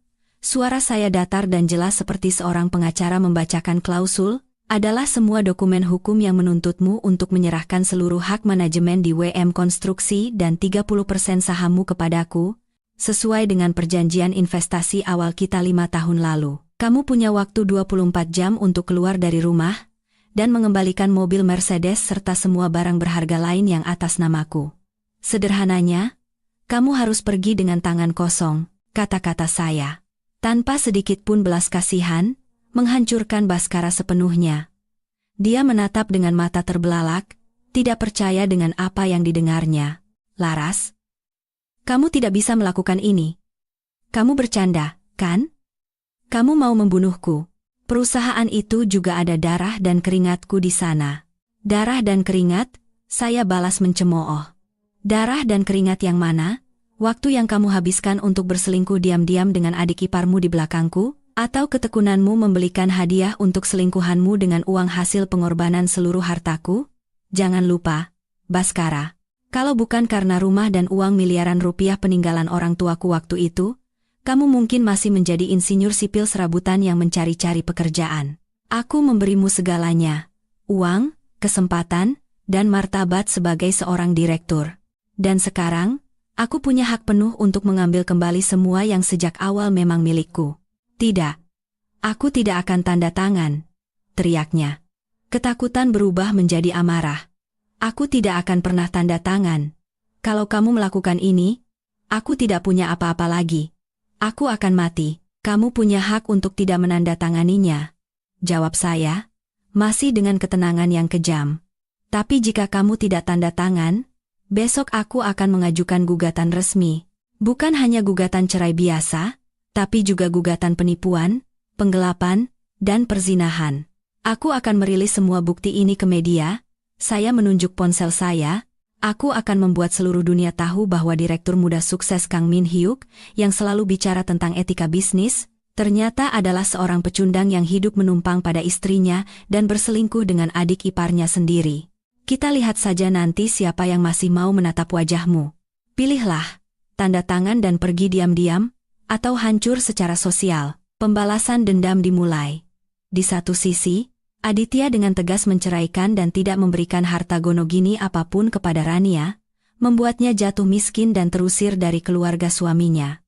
Di sisi lain, saya tidak hanya menceraikan Baskara, tetapi juga melucuti semua yang menjadi kebanggaannya, karir, harta, dan kehormatan. Dua bersaudara yang bersama-sama mengkhianati orang-orang terkasih mereka, kini akan bersama-sama menghadapi akhir yang tragis. Dengan tangan kosong dan masa depan yang suram, para subscriber, vonis akhir tidak dijatuhkan di ruang sidang yang hikmat, melainkan di kamar rumah sakit yang dingin, oleh orang-orang yang telah mereka sakiti. Di hadapan dua pilihan menandatangani surat-surat itu dan pergi diam-diam dengan sisa martabat, atau menghadapi kecaman hukum dan seluruh masyarakat Baskara dan Rania tidak punya pilihan lain. Dalam penghinaan dan keputusasaan, mereka harus menandatangani dokumen yang menentukan nasib mereka dengan tangan gemetar. Menutup babak kehidupan mewah dan munafik yang mereka peroleh dari kebohongan. Beberapa hari berikutnya adalah hari-hari tergelap bagi mereka, di mana mereka harus membayar harga atas dosa-dosa mereka. Kejatuhan Baskara berlangsung cepat dan kejam. Begitu keluar dari rumah sakit, dengan luka yang bahkan belum sembuh total, hal pertama yang harus ia lakukan adalah mengemasi barang-barangnya dan pergi dari rumah. Saya tidak ada di sana, saya tidak ingin melihat pemandangannya yang menyedihkan. Ibu mertua saya yang mengawasinya. Menurut cerita ibu, Dia pergi hanya dengan satu koper berisi pakaian-pakaian lamanya. Dia berdiri lama di depan gerbang, menatap kosong ke rumah yang pernah menjadi miliknya, sebelum diam-diam menghilang dengan taksi. Mobil Mercedes mewah itu saya ambil kembali. Rekening bank atas namanya yang digunakan untuk operasional perusahaan juga dibekukan atas perintah pengadilan. Dari seorang direktur utama yang gagah, dalam sekejap ia menjadi seorang tunawisma tanpa rumah, mobil, dan uang. Tapi itu bukan yang terburuk. Kejatuhan materi tidak sesakit jatuhnya kehormatan. Keesokan harinya, saya datang ke kantor, mengadakan rapat umum pemegang saham luar biasa, dan secara resmi memberhentikannya dari jabatan direktur utama. Rumor tentang skandal perselingkuhannya dengan adik iparnya sendiri juga entah bagaimana bocor keluar. Seluruh kantor, bahkan seluruh industri konstruksi, berbisik-bisik. Karyawan menatapnya dengan pandangan campuran antara kasihan dan jijik. Mitra bisnis, yang mengetahui sifat aslinya, satu persatu meninggalkannya. Reputasi sebagai direktur muda yang kompeten yang telah ia bangun dengan susah payah, kini menjadi bahan tertawaan dunia. Dia mencoba mencari pekerjaan baru, tetapi dengan noda yang begitu besar di riwayat hidupnya, tidak ada perusahaan konstruksi ternama yang mau menerimanya. Dia harus merendahkan diri, melamar ke perusahaan-perusahaan kecil yang dulu bahkan tidak akan ia lirik. Tapi bahkan di sana pun, orang-orang waspada terhadapnya. "Baskara, kami tidak meragukan kemampuanmu," kata seorang manajer HRD terus terang kepadanya. "Tapi karaktermu membuat kami harus berpikir dua kali. Kami tidak bisa mempercayakan proyek besar kepada orang yang mengkhianati istrinya sendiri yang telah membangun kesuksesannya." Dia terus-menerus ditolak. Dia harus memulai lagi dari posisi terendah, sebagai pengawas lapangan biasa, dengan gaji yang jauh dari cukup untuk menopang gaya hidupnya yang dulu mewah. Dia harus tinggal di sebuah kamar kos sempit dan lembab di lingkungan pekerja. Setiap hari, ia harus menghadapi kenyataan keras di lokasi proyek yang panas dan berdebu, kenyataan yang pernah ia tinggalkan berkat uang saya. Dia telah kehilangan segalanya, karir, keluarga, dan kehormatan. Nasib Rania tidak jauh berbeda. Setelah diceraikan oleh Aditya dan diusir dari rumah, dia kehilangan satu-satunya sandarannya. Awalnya, dia mencoba mendatangi Baskara, memohon untuk memulai kembali bersama di tengah kesulitan. Tapi Baskara, yang tenggelam dalam kesengsaraan dan penghinaannya sendiri, tidak lagi punya waktu untuknya. Dia mengusirnya, bahkan menyalahkan semua dosanya pada Rania. "Semua ini gara-gara kamu. Kalau bukan karena kamu, hidupku tidak akan jadi seperti ini. Pergi dari hadapanku." Begitu bungkus uang dan rahasia itu hilang, hubungan terlarang mereka dengan cepat berubah menjadi kebencian dan saling menyalahkan. Rania menjadi sebatang kara. Dia malu untuk kembali ke rumah orang tuanya, kabar tentang perbuatannya sudah menyebar sampai ke kampung halamannya, menjadi aib bagi keluarganya. Tanpa pekerjaan tetap, dia yang terbiasa hidup nyaman dengan mengandalkan penampilannya, kini harus melakukan pekerjaan serabutan untuk bertahan hidup setelah terusir dari keluarga suaminya dengan tangan kosong. Dari seorang nyonya muda yang berdandan cantik dan hanya tahu berbelanja, dia menjadi seorang pelayan di warung makan sederhana, menahan tatapan sinis dan gunjingan orang-orang di sekitarnya. Seseorang pernah melihatnya menangis sedih sendirian di halte bus tengah malam. Katanya, penampilannya sangat menyedihkan. Harga dari kebohongan dan keserakahan tak berujung akhirnya datang dengan cara yang paling adil. Mereka bersama-sama naik ke puncak palsu dengan menginjak pengkhianatan, dan kini mereka bersama-sama jatuh ke dasar lumpur penghinaan, sambil menghancurkan orang-orang yang mencintai dan mempercayai mereka. Itulah hukum sebab akibat kehidupan, yang tidak memandang bulu. Para subscriber, sementara kedua pengkhianat itu mulai merasakan pahitnya hukuman, saya tidak bisa tenggelam dalam kepuasan atau penyesalan. Saya tahu badai baru saja dimulai. Kejatuhan Baskara bukan hanya kejatuhan seorang individu. Itu membawa risiko kehancuran seluruh perusahaan, di mana masa depan ratusan karyawan dan keluarga mereka dipertaruhkan. Saya tidak bisa membiarkan darah, keringat saya, dan kerja keras banyak orang terkubur bersama dengan pengkhianatan seorang pria yang tidak pantas. Inilah saatnya bagi saya untuk keluar dari kegelapan dan mengambil kembali semua yang sejak awal memang milik saya. Hari pertama saya menginjakan kaki di WM Konstruksi sebagai direktur utama yang baru, saya dihadapkan pada tembok besar kecurigaan dan permusuhan. Skandal Baskara telah menyebar tak terkendali. Para karyawan, dari level manajer hingga pekerja lapangan, menatap saya yang selama ini hanya mereka kenal sebagai ibu direktur dengan tatapan curiga. Mereka berbisik-bisik di belakang saya, mengira saya hanyalah seorang wanita beruntung yang berhasil merebut perusahaan dengan cara apapun setelah menyingkirkan suaminya. Mereka tidak percaya seorang wanita yang hanya berkutat di dapur bisa menahkodai kapal besar yang sedang oleng di tengah badai.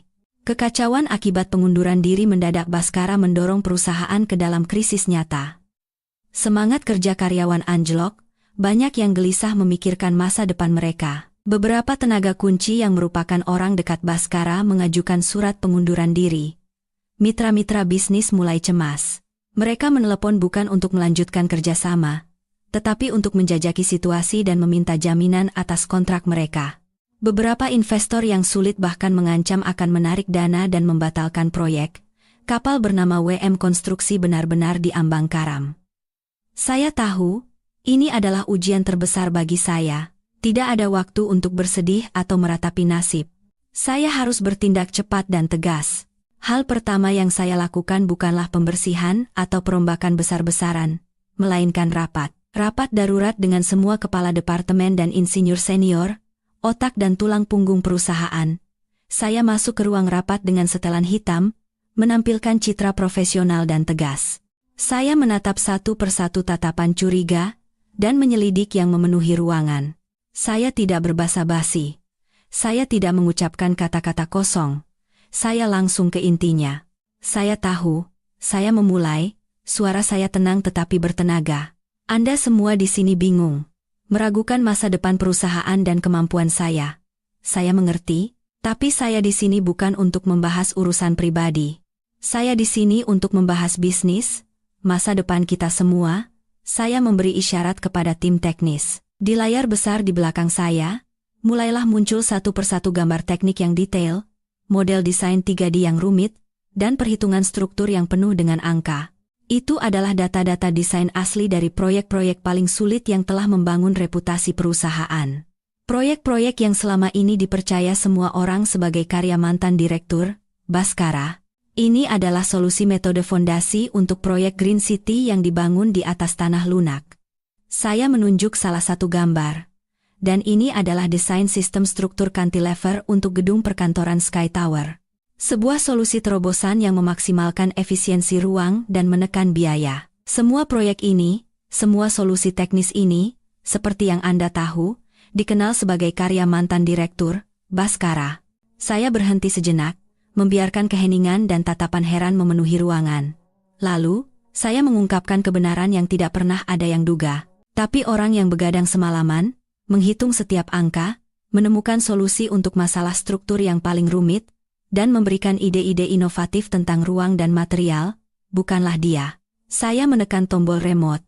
Sketsa-sketsa tangan yang bebas tetapi akurat, file-file CAD asli dengan tanggal 5 tahun lalu, muncul di layar. Di kolom pembuat semua file itu, di author, hanya ada satu nama, Larasati Prameswari. Itu adalah saya. Seluruh ruang rapat gempar. Orang-orang menatap saya, lalu ke layar, tidak percaya dengan mata mereka. Kepala tim desain, yang sudah tua dan terkenal sulit, berdiri, dia mendekat ke layar, memeriksa detail-detail teknis dengan cermat, lalu berbalik menatap saya. Tatapannya berubah dari curiga, menjadi kaget, dan akhirnya, menjadi hormat. Saya mengungkapkan rahasia besar ini bukan untuk sekadar pamer, melainkan untuk membuktikan wewenang dan kemampuan saya dengan cara yang tak terbantahkan. Saya menunjukkan kepada mereka bahwa saya bukan sekadar ibu direktur yang hanya tahu soal uang, melainkan seorang insinyur dengan kemampuan nyata. Saya berada di belakang layar bukan karena tidak mampu, tetapi karena terlalu mempercayai orang yang tidak pantas. Ada nada pahit dalam suara saya, tetapi dengan cepat saya kembali tegas. Tapi mulai hari ini, saya tidak akan lagi berada di belakang layar. Saya akan berdiri di hadapan Anda semua sebagai pemimpin yang sesungguhnya. Saya tahu perusahaan sedang sulit. Tapi fondasi perusahaan ini adalah nilai inti yang saya bangun sendiri. Teknologi dan kualitas. Dan saya percaya, selama fondasi itu kokoh, badai apapun tidak akan bisa merobohkan kita. Saya butuh kekuatan Anda semua. Bersama-sama, Kita tidak hanya akan membangkitkan kembali perusahaan ini, tetapi kita akan membawanya ke tingkat yang lebih tinggi. Rapat hari itu mengubah segalanya. Keraguan di mata para karyawan berubah menjadi rasa hormat dan harapan baru. Mereka menyadari bahwa ibu rumah tangga yang selama ini mereka remehkan, ternyata adalah jiwa dan otak sesungguhnya di balik kesuksesan perusahaan. Dan saya segera bekerja. Bukan hanya duduk di kantor dan menandatangani berkas, melainkan turun langsung ke lokasi proyek. Dengan lengan baju tergulung dan helm pengaman, saya berdiskusi dengan para insinyur tentang solusi-solusi teknis. Ketika terjadi insiden penurunan tanah di proyek resor pantai, sayalah yang begadang semalaman meninjau ulang semua data geologi dan mengusulkan metode perbaikan fondasi baru yang berani tetapi sangat efektif, menyelamatkan perusahaan dari kerugian yang nyata. Saya juga proaktif mengatur pertemuan dengan mitra-mitra bisnis yang goyah. Saya tidak meminta maaf atau menjelaskan masalah keluarga. Saya hanya memaparkan rencana bisnis baru, visi, dan proyek-proyek potensial yang sedang saya rancang. Dengan profesionalisme, pengetahuan yang mendalam, dan visi strategis yang tajam, saya berhasil meyakinkan mereka, bahkan mendapatkan kontrak-kontrak baru yang lebih berharga. Di bawah kepemimpinan saya, WM Konstruksi tidak hanya berhasil melewati badai krisis, tetapi juga memulai perjalanan pertumbuhan yang lebih kuat dan berkelanjutan dari sebelumnya. Saya bukan lagi istri yang hidup dalam bayang-bayang seseorang. Saya telah menemukan kembali diri saya. Sebagai seorang insinyur wanita yang berbakat, seorang pengusaha wanita yang kuat dan tegas. Kebangkitan saya bukanlah balas dendam. Itu adalah pembuktian. Pembuktian bahwa nilai seorang wanita tidak pernah bisa dikubur oleh pengkhianatan atau prasangka sempit. Ia hanya menunggu saat yang tepat untuk bersinar cemerlang. Para subscriber, waktu berlalu, dan 2 tahun telah lewat sejak badai mengerikan itu menerpa keluarga kami.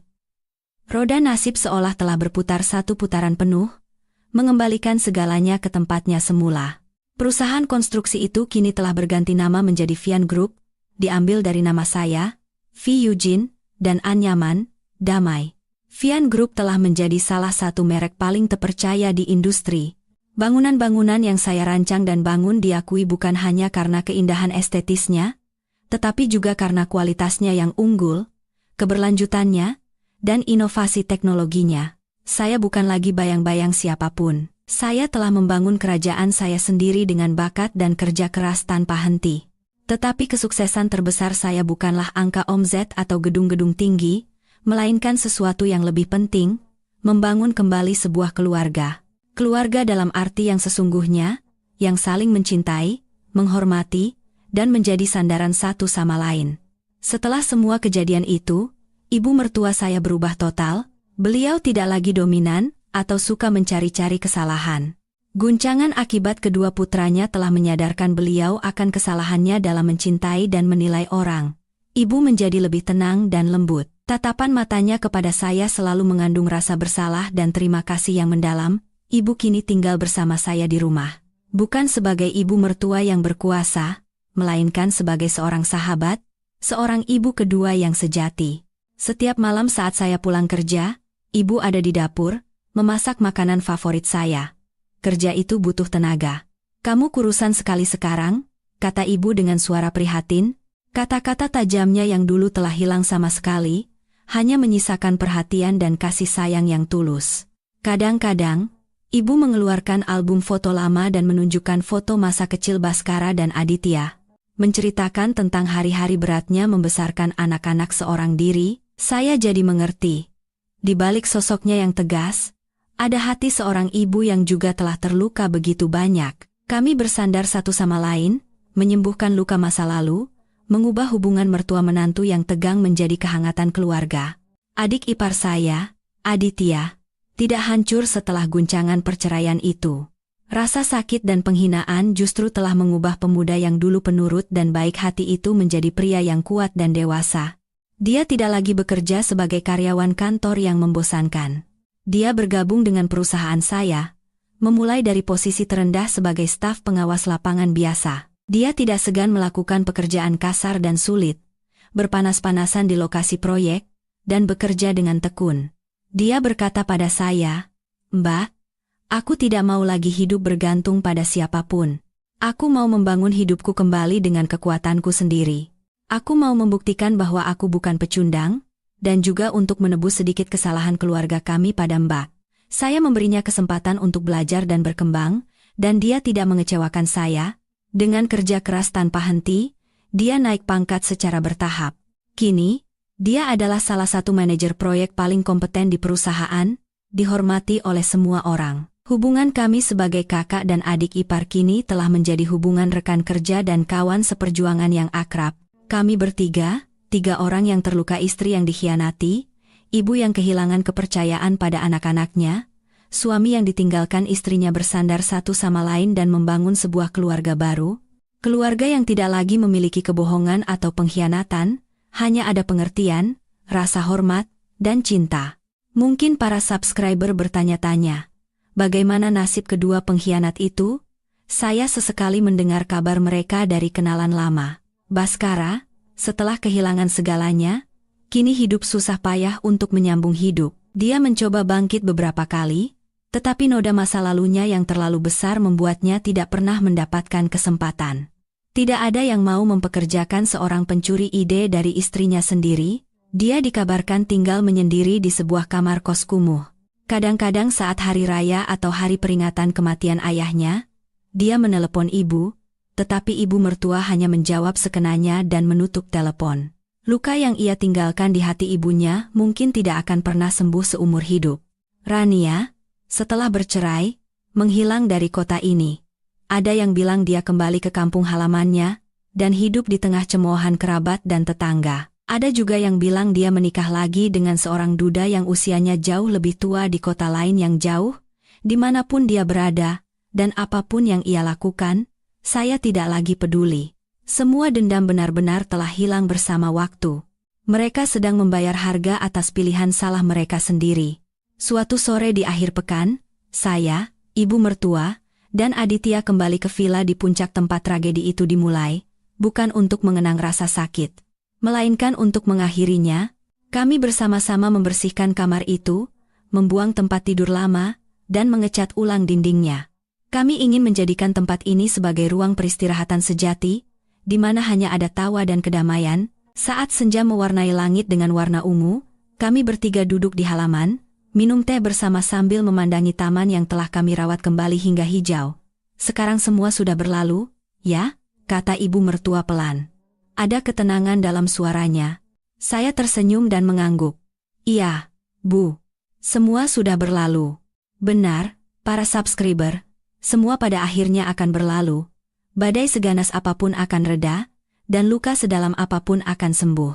Kisah saya adalah kisah sedih tentang pengkhianatan, tetapi juga kisah indah tentang kekuatan keluarga dan kebangkitan seorang wanita. Kisah ini telah memberikan pelajaran yang mendalam bagi saya. Dan semoga juga bagi Anda semua. Jangan pernah meremehkan kekuatan seorang wanita, terutama ketika mereka terpojok. Dan jangan pernah kehilangan kepercayaan pada kehidupan. Karena setelah hujan, tanah pasti akan menjadi lebih kuat, dan langit akan kembali cerah. Kedamaian pasti akan datang kembali. Bagian di bawah ini adalah adaptasi dari bagian analisis dan penutup di akhir video. Selamat datang kembali para subscriber Senja Bahagia. Demikianlah akhir dari perjalanan penuh liku dari Ibu Larasati. Meskipun mungkin bukan akhir bahagia dari sebuah kisah cinta seperti yang biasa kita bayangkan, ini adalah sebuah akhir yang utuh bagi seorang wanita, kehormatannya, dan sebuah keluarga yang terlahir kembali dari abu pengkhianatan.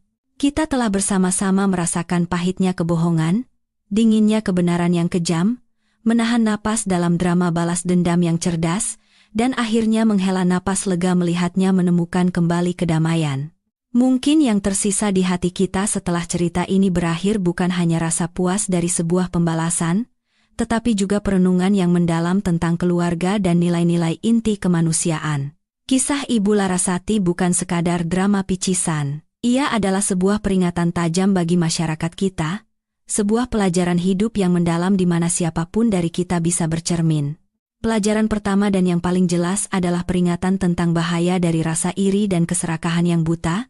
Sosok Rania dalam cerita ini adalah contoh yang paling nyata. Dia memiliki masa muda, kecantikan, dan pesona. Dia bisa saja hidup tenang dan bahagia di sisi suaminya yang baik hati. Tapi tidak. Dia tidak puas dengan apa yang ia miliki. Melihat kehidupan mewah kakak iparnya dan kesuksesan Mas Baskara, dia membiarkan ular bernama iri hati perlahan-lahan menggerogoti jiwanya. Dia tidak melihat pengorbanan, kecerdasan, dan kerja keras yang telah dicurahkan oleh Ibu Larasati. Dia hanya melihat hasilnya, rumah mewah, mobil mahal, status sebagai ibu direktur, dan dia merasa berhak atas itu, bahkan jika harus mendapatkannya melalui jalan pintas yang berdosa, yaitu dengan menggoda kakak iparnya sendiri. Kejatuhan Rania dan Baskara menjadi peringatan bagi kita semua. Dalam hidup, kita akan menemukan saat-saat di mana kita merasa kalah dari orang lain. Itu perasaan yang sangat manusiawi. Tapi daripada membiarkan rasa iri meracuni kita dan menjadikan kita orang pengecut yang ingin menjatuhkan orang lain, bagaimana jika kita menjadikannya sebagai motivasi, belajar dari kesuksesan orang lain, berusaha, dan mengembangkan diri? Kebahagiaan sejati tidak datang dari merebut apa yang bukan milik kita, melainkan dari membangun nilai diri kita sendiri. Dan ingatlah, jika Anda membangun kebahagiaan Anda di atas fondasi kebohongan dan penderitaan orang lain, cepat atau lambat, Anda sendiri yang akan terkubur di bawah reruntuhannya. Karma mungkin datang terlambat, tetapi tidak akan pernah salah alamat. Pelajaran kedua, yang saya rasa harus kita semua, terutama para wanita, tanamkan dalam hati, adalah tentang kekuatan terpendam dan kecerdasan luar biasa yang bisa ditunjukkan oleh seorang istri ketika ia terpojok. Dalam sebagian besar cerita, Ibu Larasati digambarkan sebagai sosok istri dan menantu yang ideal dalam pandangan tradisional. Bijaksana, sabar, mengorbankan segalanya demi suami dan keluarga, bahkan rela melepaskan karirnya untuk menjadi pendukung yang kokoh. Pengorbanan itu adalah sebuah kebajikan yang indah. Namun, cerita ini juga menunjukkan bahwa pengorbanan yang buta dan sikap diam terhadap tanda-tanda bahaya terkadang bisa menjadi tanah yang subur bagi benih pengkhianatan untuk tumbuh. Tetapi hal yang paling mengagumkan dari karakter ini adalah, ketika dia terpojok, dia tidak hancur atau memilih balas dendam yang berisik dan kehilangan martabat. Tidak, dia memilih jalan lain, jalan kecerdasan. Tindakan memasukkan lem super kuat ke dalam pelumas mungkin terdengar ekstrem, tetapi itu adalah sebuah tindakan simbolis. Sebuah transformasi yang kuat dari korban pasif menjadi subjek aktif yang mencari keadilannya sendiri. Dia tidak menggunakan kekerasan atau makian. Dia menggunakan kebohongan mereka sendiri sebagai senjata untuk menyerang mereka. Dia memasang perangkap yang sempurna agar serigala-serigala itu membuka sendiri topeng domba mereka. Di akhir cerita, kebangkitan Ibu Larasati memiliki makna yang lebih besar. Dia tidak berhenti pada balas dendam. Dia keluar dari bayang-bayang sebagai seorang ibu rumah tangga dan kembali ke jati dirinya yang sebenarnya. Seorang insinyur wanita yang berbakat dan pemimpin yang tegas. Dia membuktikan bahwa nilai seorang wanita tidak terletak pada apakah ia menjadi sandaran seseorang atau tidak, melainkan pada kemampuan, kecerdasan, dan ketegaran dirinya sendiri. Kisah Ibu Larasati adalah sebuah pernyataan yang kuat. Wanita bisa lembut dan berkorban, tetapi jangan pernah meremehkan kekuatan mereka. Karena ketika cinta dan kepercayaan mereka diinjak-injak, mereka bisa menjadi lebih kuat dan lebih menakutkan dari siapapun, dan mungkin, salah satu pelajaran yang paling manusiawi dan menyentuh justru datang dari karakter yang mungkin tidak kita duga pada awalnya, sang ibu mertua. Beliau bukan ibu mertua yang sempurna. Beliau terlalu mencintai putranya yang sukses, sehingga agak mudah percaya dan buta. Namun, di hadapan kebenaran yang kejam, beliau tidak menutupi kesalahan. Beliau hancur, beliau menderita, tetapi pada akhirnya beliau berpihak pada kebenaran, pada menantunya yang teraniaya. Momen di rumah sakit saat beliau memegang tangan Larasati dan berkata, "Kamu benar," adalah salah satu adegan paling berharga dalam cerita ini. Itu menunjukkan bahwa dalam hubungan mertua menantu yang kompleks, yang terpenting bukanlah kata-kata manis atau hadiah materi, melainkan keadilan dan welas asih. Ibu mertua yang baik bukanlah yang tidak pernah salah, melainkan yang tahu kapan harus mengakui kesalahan dan berpihak pada kebenaran, bahkan jika kebenaran itu menyakitkan bagi anak kandungnya sendiri. Sang ibu mertua kehilangan seorang putra yang rusak dan seorang menantu yang licik, tetapi beliau mendapatkan seorang putri sejati. Seorang menantu yang akan menemaninya menghabiskan sisa hidup dalam rasa hormat dan cinta. Itu adalah sebuah kehilangan yang menyakitkan, tetapi merupakan awal dari sebuah keluarga baru yang jauh lebih berharga. Dan para subscriber, mungkin pelajaran yang paling dalam dan manusiawi yang ditinggalkan oleh kisah Ibu Larasati tidak terletak pada balas dendam yang memuaskan atau hukuman yang setimpal bagi orang jahat, melainkan pada bagaimana orang-orang yang tersisa menghadapi puing-puing setelah badai berlalu.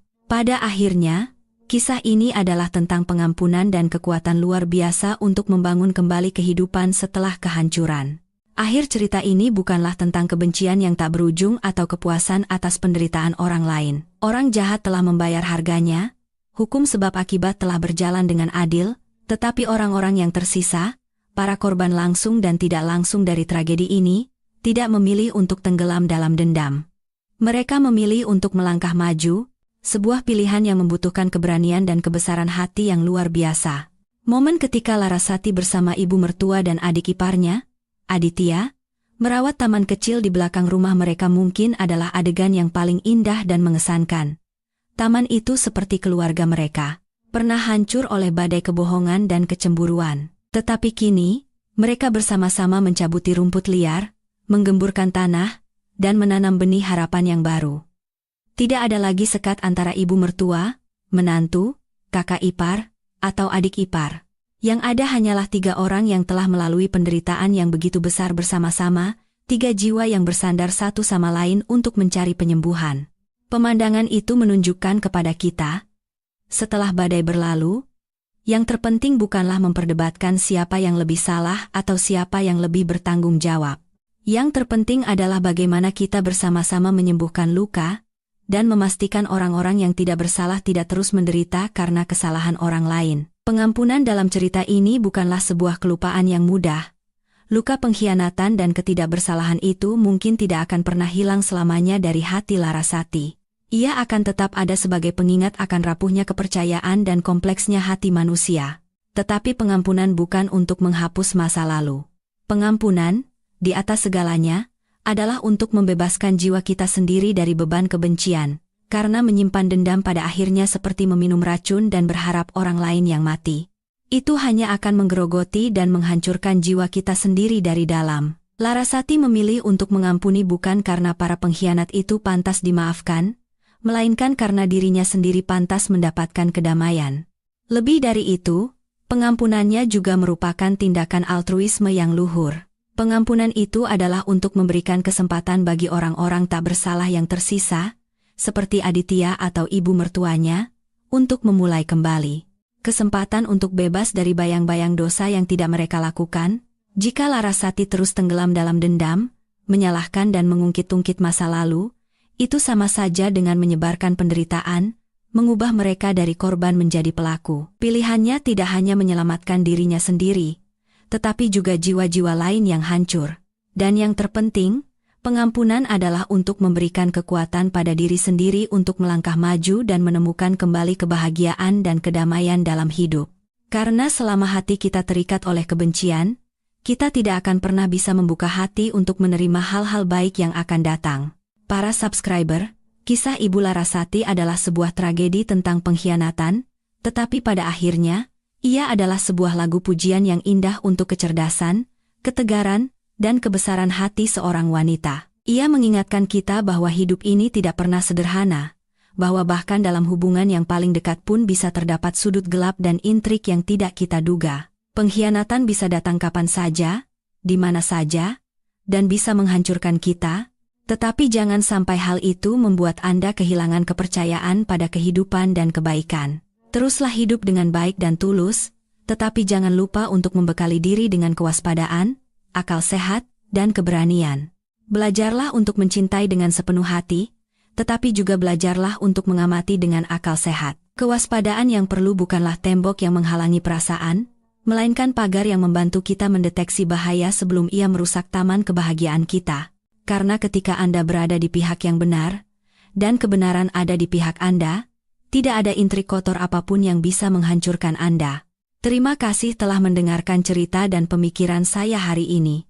Jika Anda juga merasakan nilai-nilai kemanusiaan yang mendalam ini, jika Anda percaya bahwa pelajaran tentang pengampunan dan kekuatan untuk melangkah maju bisa membuat hidup kita lebih baik dan lebih dewasa, mohon sebarkanlah cerita ini. Subscribe channel Senja Bahagia, tekan tombol suka, dan bagikan video ini kepada teman-teman dan orang-orang yang Anda kasihi. Setiap kali Anda berbagi, Anda turut berkontribusi menjadikan masyarakat kita komunitas yang lebih baik, lebih pemaaf, dan lebih kuat. Sekali lagi, terima kasih yang tulus. Semoga Anda memiliki malam yang damai dan bahagia bersama orang-orang terkasih.